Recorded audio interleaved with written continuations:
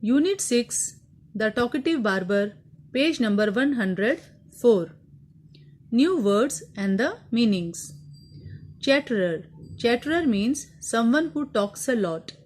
ऐसा आदमी जो बहुत ज़्यादा बातें करता हो. Defect means a fault या कोई कमी. Opinion means what a person feels about a person, thing or subject.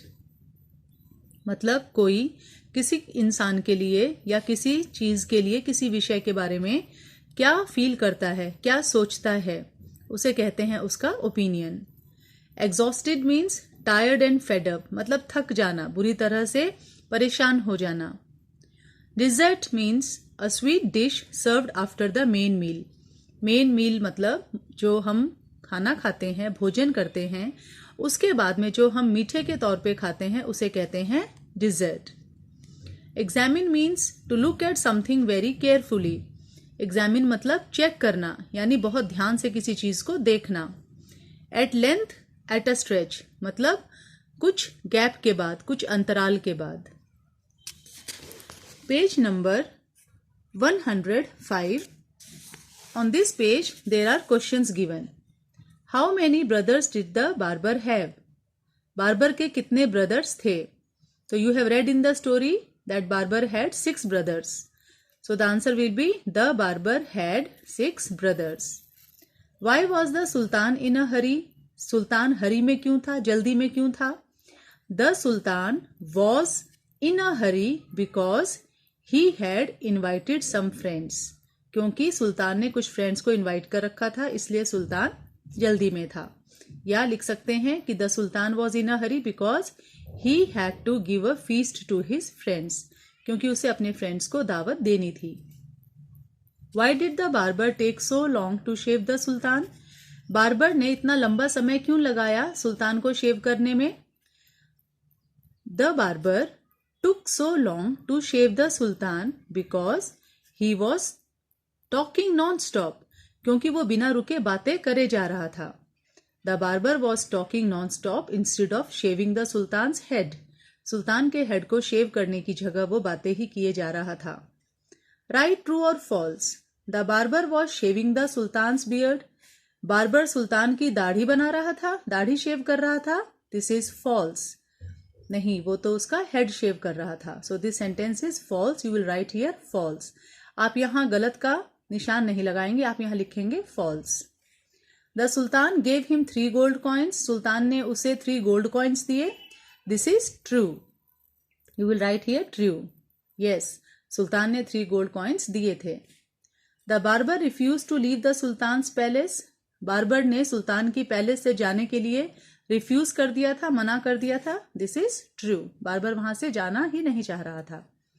There were 7 brothers all together in the Sultan's family. सुल्तान के परिवार में कुल मिलाकर 7 ब्रदर्स थे.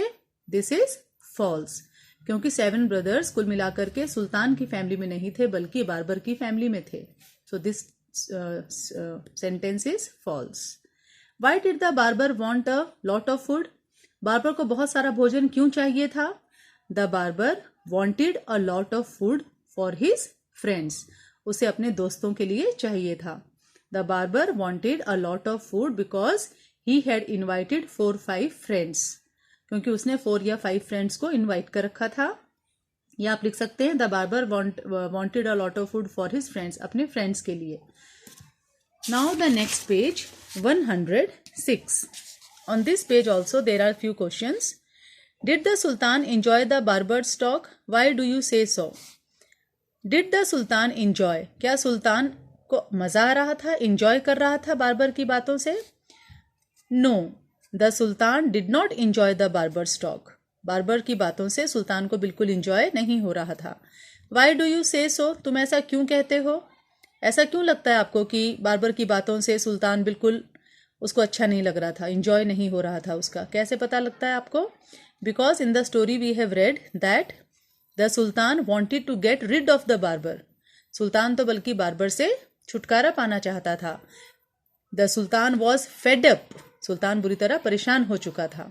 तो इससे ये क्लियर होता है कि सुल्तान को बिल्कुल भी मजा नहीं आ रहा था. विच part of the story did you find the funniest? सबसे मज़ेदार कौन सा पार्ट लगा आपको इस स्टोरी का वो बताइए। तो इसमें सब बच्चे अलग अलग भी लिख सकते हैं, जिसको जो पार्ट फनी लगा। For example we can write which part of the story did you find the funniest. कौन सा पार्ट सबसे फनी लगा? सबसे फनी लगा जब बार्बर उसको आधा ही शेव करके छोड़ देता है और बीच में टाइम देखने के लिए चला जाता है कि कितना समय हो गया है। So that part was very funny. आप सोच कर देखिए कि आधा सिर के बाल काट चुका है, आधे छोड़ चुका है, अगर ऐसी हालत हो तो कैसा लगेगा। तो ये बहुत ही मज़ेदार सी बात है। तो वी कैन राइट कि the funniest part of the story is when the barber left the sultan half shaved and went to see the time. What are the things the Sultan gave to the barber? क्या क्या चीज़ें थी जो सुल्तान ने barber को दी? तो हमने इस स्टोरी में पढ़ा the sultan gave the barber 3 gold coins, 3 gold coins दिए थे। The sultan gave food to barber, उसको फूड दिया था। And sultan also gave fruits to the barber, उसने उसको फ्रूट्स भी दिए थे। Do you think the sultan was really very generous? क्या आपको सच में लगता है, आप सच में सोचते हो ऐसा कि जो सुल्तान था वो बहुत ही जनरस था, बहुत ही दयालु या उदार था? वाई डू यू से सो? तुम ऐसा क्यों कहते हो? तो हम इसमें लिखेंगे the sultan was not really very generous, वो सच में इतना उदार नहीं था। Why? Because the sultan gave the barber gold coins, food and the fruits only to get rid of the barber. उसने जो सामान दिया था बार्बर को वो दया करके नहीं दिया था, बल्कि सिर्फ उससे छुटकारा पाने के लिए दिया था। So we will write the sultan was not really very generous because he just wanted to get rid of the barber. That is why he gave the things to the barber. Next is study the words in the first column and see the changes in them in the second column. The words in column second are the opposite of the words in column first. यहाँ पे column 1 है, यहाँ पे column 2 है। आप देखिए कि जो फर्स्ट कॉलम में वर्ड्स लिख रखे हैं और जो सेकंड कॉलम में वर्ड्स लिखे उसमें क्या चेंज हुआ। यहाँ लिख रखा है इम्पॉर्टेंट और यहाँ है अनइम्पॉर्टेंट। तो इम्पॉर्टेंट से पहले हमने यहाँ UN अन लगा दिया और अन लगाते ही क्या देखा हमने कि जो इम्पॉर्टेंट होता है उसका ऑपोजिट होता है अनइम्पॉर्टेंट। तो सेकंड कॉलम में अन लगाने से इम्पॉर्टेंट का ऑपोजिट बन गया अनइम्पॉर्टेंट। पेशेंट हमने IM यहाँ लगा दिया तो ये बन गया इम्पेशेंट। प्लेजर हमने DIS लगा दिया, बन गया डिसप्लेजर। अन, इन, इम और डिस लगाने से वर्ड्स जो थे उनके ऑपोजिट्स उसके सामने बन गए हैं। Now write the opposites of the following using un, im and dish. अब यहाँ जितने भी आपको वर्ड्स दे रखे हैं 9 वर्ड्स, आप यहाँ पर उनको दोबारा से लिखेंगे और वो वर्ड्स उनके ऑपोजिट्स होने चाहिए जो आप अन, इम या डिस इनको लगा करके बनाएंगे।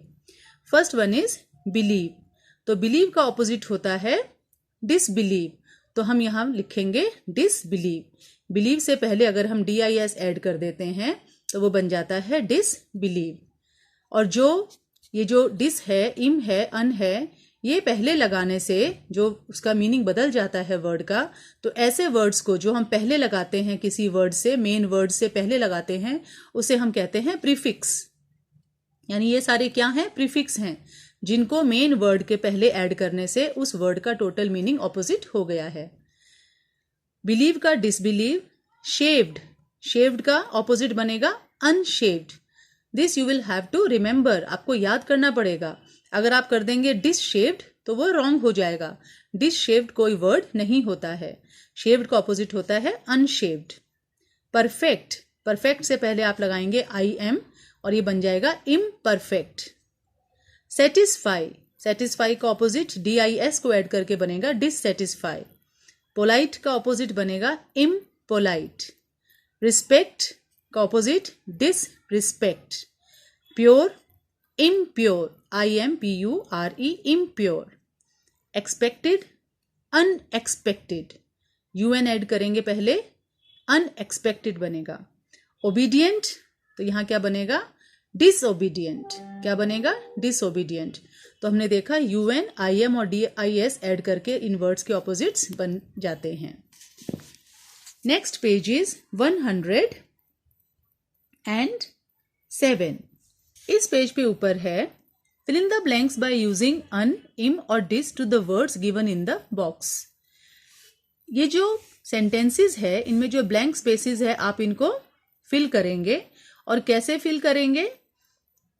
यहाँ पर जो आपको पिंक कलर में वर्ड्स लिखकर दे रखे हैं, उन वर्ड्स को आप यहाँ फिल नहीं करेंगे, इन वर्ड्स के ऑपोजिट्स आप फिल करेंगे।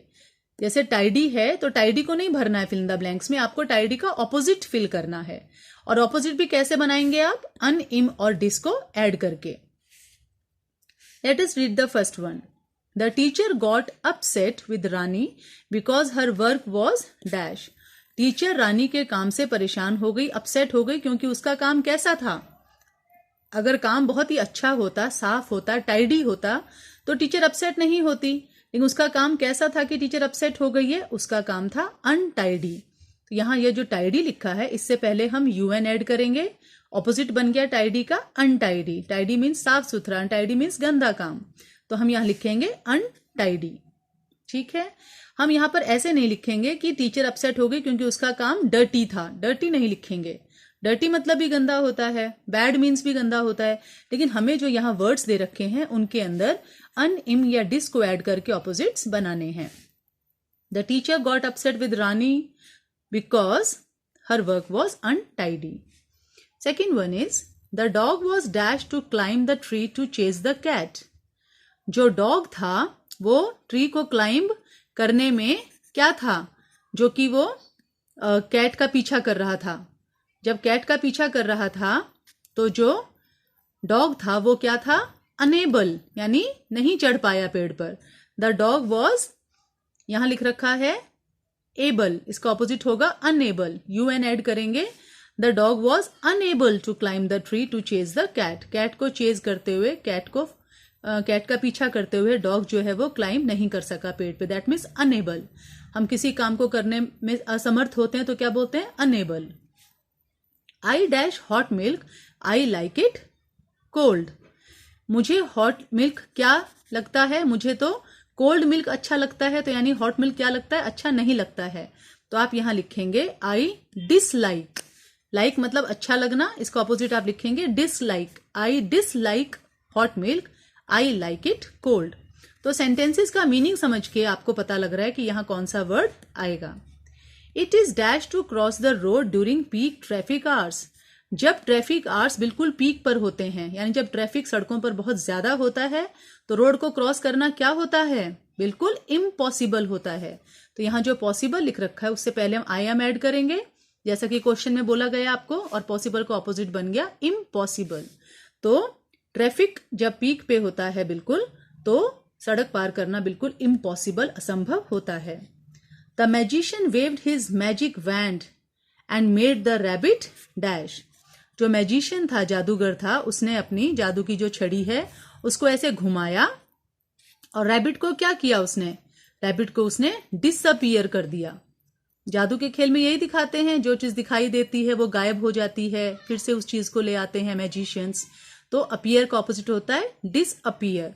तो मैजिशियन की घुमाते ही, मैजिशियन की जो छड़ी थी उसको घुमाते ही रैबिट क्या हो गया? डिसअपीयर। तो आप यहां लिखेंगे disappear. The passengers became dash when the train was late again.